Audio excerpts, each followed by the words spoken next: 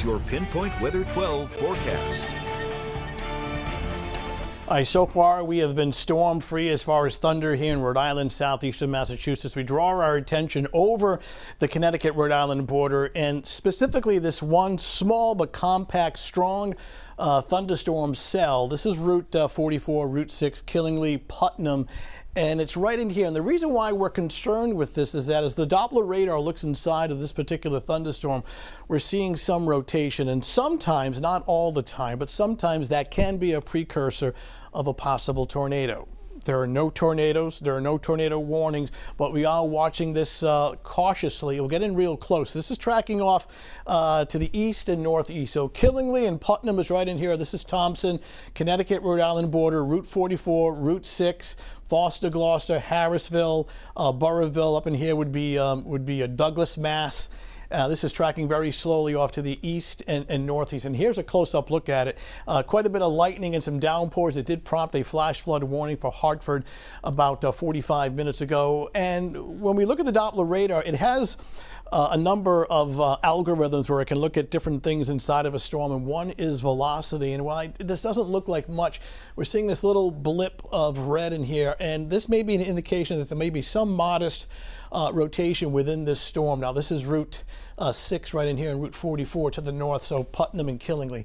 So we're going to watch this very closely. Should anything evolve from this, obviously we're going to cut into programming during the newscast and put the messages on the bottom of your screen. We're going to cut in and update this very shortly. But for now, we'll keep a close eye on it. Regardless, it will approach northwest Rhode Island with some downpours and some lightning. So this is pretty much the area that we're watching next 45 minutes to 60 minutes, and we'll certainly keep you updated. In the meantime, in Providence, or actually Lincoln, looking off to the north, you can see some of the darker skies. We're tracking a cold front, and out ahead of it, scattered showers and thunderstorms are expected for this evening. So one of those situations where not every town is going to get a thunderstorm this evening, but the risk is there. Temperatures that are in the middle 70s, so evening showers and storms, I would say now until about midnight. Now, it's not storming the entire 7-hour period, but this is the window that we have to watch. And again, not all spots will see a strong storm. The trade-off in all of this is a nice weekend along with some lowering humidity. So until this blue line comes through, it is a cold front.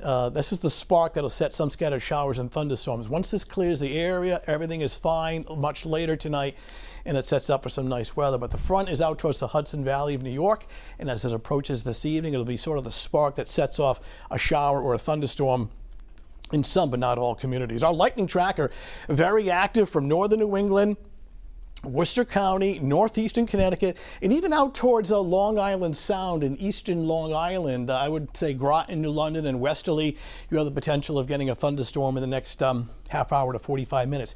So this particular map doesn't represent the chance for thunder, but rather the chance for severe thunder, the kind of storms that can produce damaging wind and hail. It's on a scale from 1 to 5, the 5 being the highest. Notice over the border, it's a level 2, slightly higher. Here in Rhode Island, the western part of Rhode Island, a level 1 marginal, and in southeastern Mass, it's the chance for non-severe thunder. So quite simply, the further north and west you go, the risk is higher. The further south and east you go, the risk of severe is lower.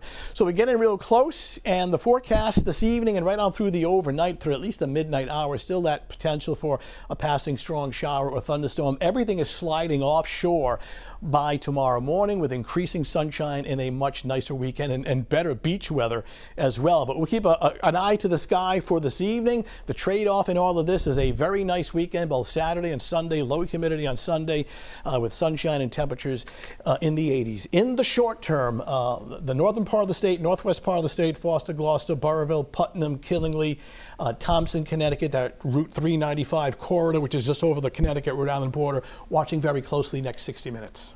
All right, Tony, thank you. More coverage you can count on coming up on 12 News Now at 5.